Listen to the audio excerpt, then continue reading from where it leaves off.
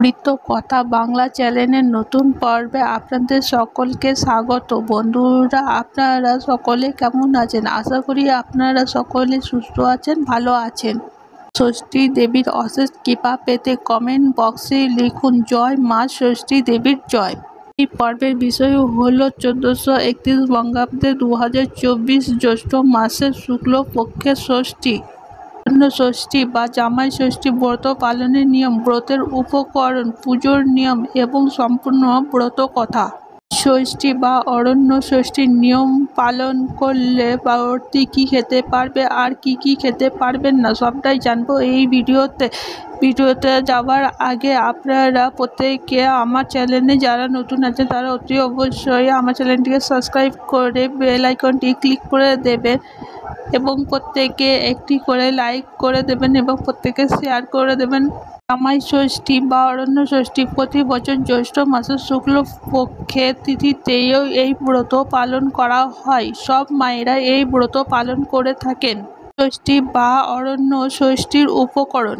জামাই ষষ্ঠী বা অরণ্য ষষ্ঠীর ব্রতের দ্রব্য ও বিধান: ফল 6টি পান, 6টি সুপারি, বাঁশ পাতা, হলুদের ছোপন, কাপড়ের টুকরো, নতুন ও 6টি গামছা, সুতো, তেল, হলুদ, চিড়ে, খই ও দই। প্রত্যেক বছরের জ্যৈষ্ঠ মাসে শুক্ল পক্ষের ষষ্ঠী তিথিতে এই ব্রত পালন করা হয়।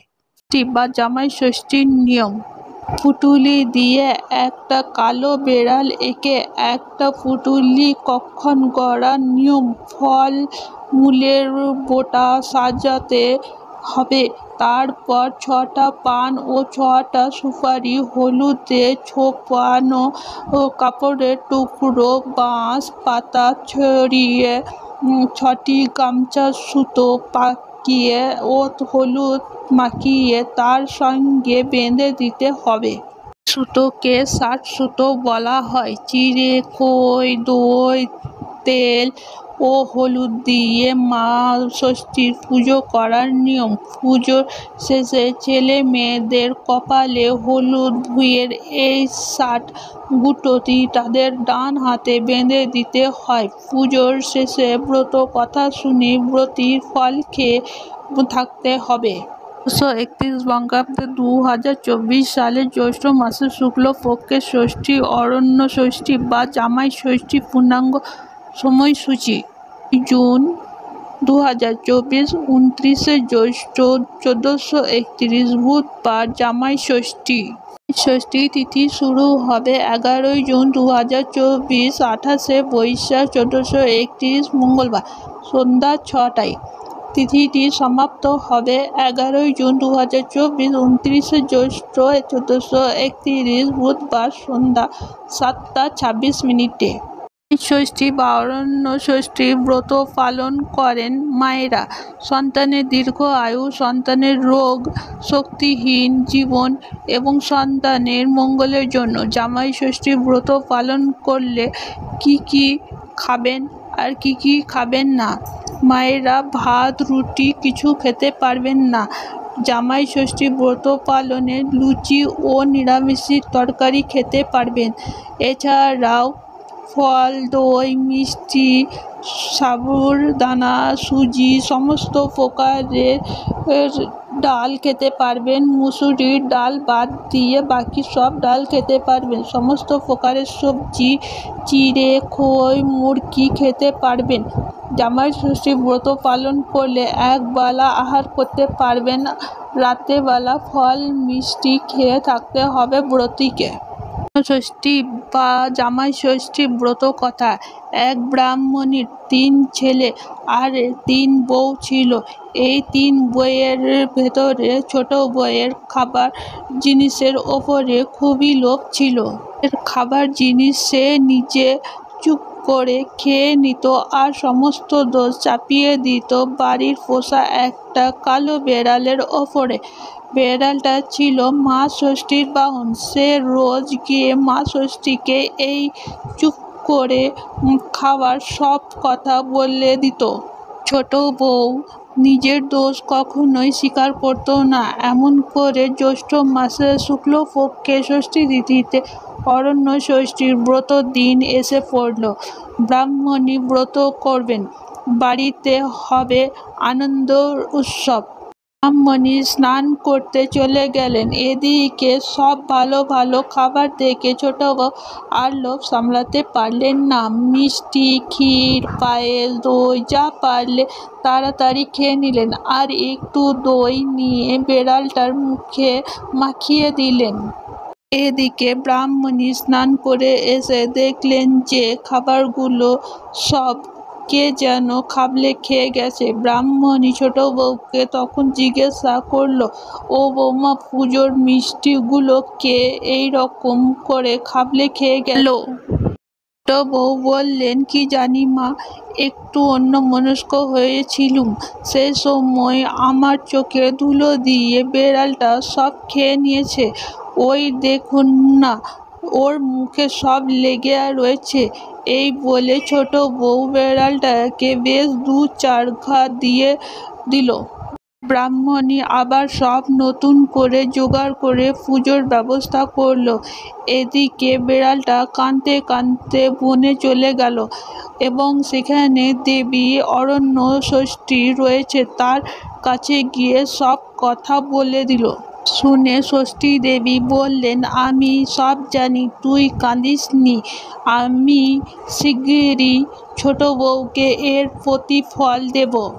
ঘটনার কয়েক মাস পরে ছোট বউয়ের সন্তান সম্ভাবনা দেখা দিল এবং 10 মাস 10 দিন পরে সে ফুটফুটে সুন্দর চাঁদের মতো একটি ছেলে প্রসব করল।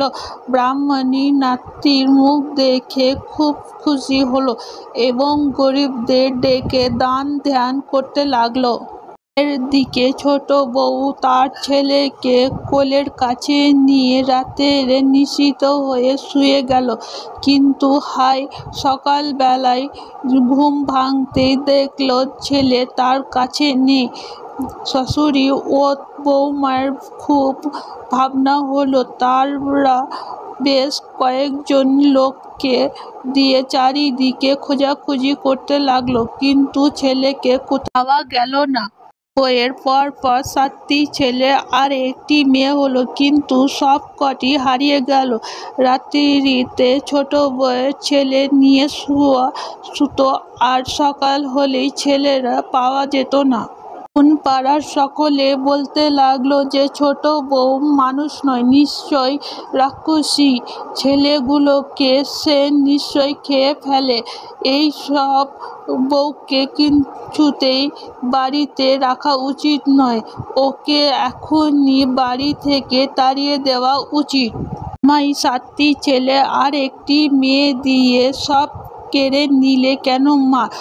আমাকেও তুমি নিয়ে নাও, আমি একদিনও আর বাঁচতে চাই না। ছোট বউকে এভাবে আক্ষেপ করতে দেখে মা অরণ্য ষষ্ঠী দয়া হলো। তখন তিনি এক বুড়ির রূপ ধরে তার কাছে এলো। তিনি তাকে বললেন, এই বন বাঁদরের তুমি কে? ছোট বউ তখন সমস্ত ঘটনা মা ষষ্ঠীকে খুলে বলল। মা ষষ্ঠী তখন বললেন, ওরে বেটি, আসলে কথাগুলো সব লুকিয়ে রেখেছিস কেন? তুই যে লুকিয়ে লুকিয়ে মাছ, দুধ, পুজোর মিষ্টি সব নিজেই খেয়ে ফেলতিস, চুরির কাছে কালো বেড়ালের নামে দোষ দিতিস, তাতে তোর লজ্জা হতো না? সেই কারণেই আজ তোর এই দুর্দশা হয়েছে। তখন ছোট বউ বুড়ির পায়ের ওপরে আছড়ে পড়ে কাঁদতে কাঁদতে বলতে লাগলো, তুমি কে মা? কেমন করে আমার সব কথা জানলে? আমায় দয়া করে, তা না হলে আমি তোমার পা ছাড়ব না।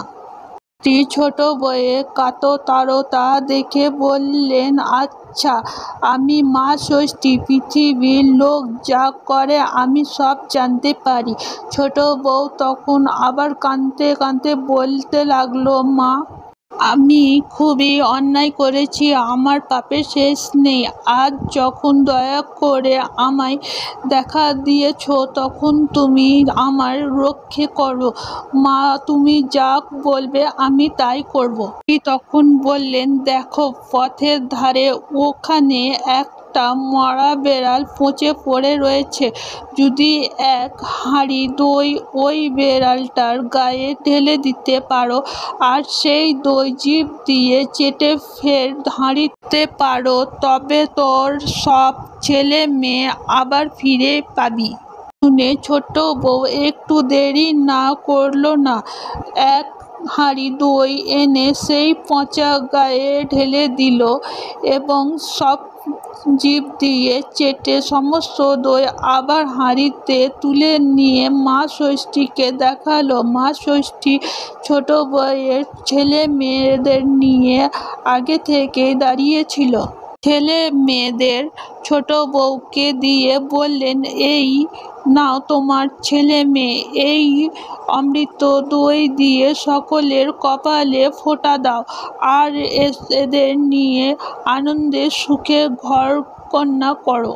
কখনো পুজোর জিনিস লুকিয়ে খেয়ে আমার বাহনের নামে দোষ দিও না। ছেলে মেয়েদের দূর হ, মরে যা কখনোই বলো না। অন্য কাউকে যদি বলতে শোনো তো তখনই মা ষষ্ঠীর দাস ও মা ষষ্ঠীর ষাট বলবে। বলে মা অরণ্য ষষ্ঠী অদৃশ্য হয়ে গেল। ছোট বউ তখন তার 7 ছেলে ও এক মেয়েকে নিয়ে শ্বশুর বাড়িতে ফিরে আসে। তার শ্বশুরীকে প্রণাম করে বলল। শেষে ষষ্ঠী দেবীর সকল কথা শাশুড়িকে জানালো। ব্রাহ্মণী সব কথা শুনে একেবারে অবাক হয়ে গেল। তখন নাতি নাতনিকে পেয়ে আরও খুশি আনন্দিত হলো। ব্রাহ্মণী অল্প দিনের মধ্যেই নাতি নাতনির বিয়ে দিয়ে দিল। বছর জ্যৈষ্ঠ মাসে শুক্লপক্ষের ষষ্ঠী তিথিতে খুব জাঁকজমক করে ছোট বউ অরণ্য ষষ্ঠী ব্রত পালন করলো এবং মেয়ের জামাই আনিয়ে জামাইয়ের কপালে দইয়ের ফোঁটা দিল। এই থেকে মা অরণ্য ষষ্ঠীর মাহাত্ম্যর কথা চারিদিকে ছড়িয়ে পড়ল। এই ব্রতকেই জামাই ষষ্ঠী বা অরণ্য ষষ্ঠী বলা হয়ে থাকে। আজকের ভিডিওটি এ পর্যন্ত। কথা বাংলা চ্যানেলের সঙ্গে থাকার জন্য অনেক অনেক ধন্যবাদ। আপনারা সকলে সুস্থ থাকুন, ভালো থাকুন। নমস্কার বন্ধুরা।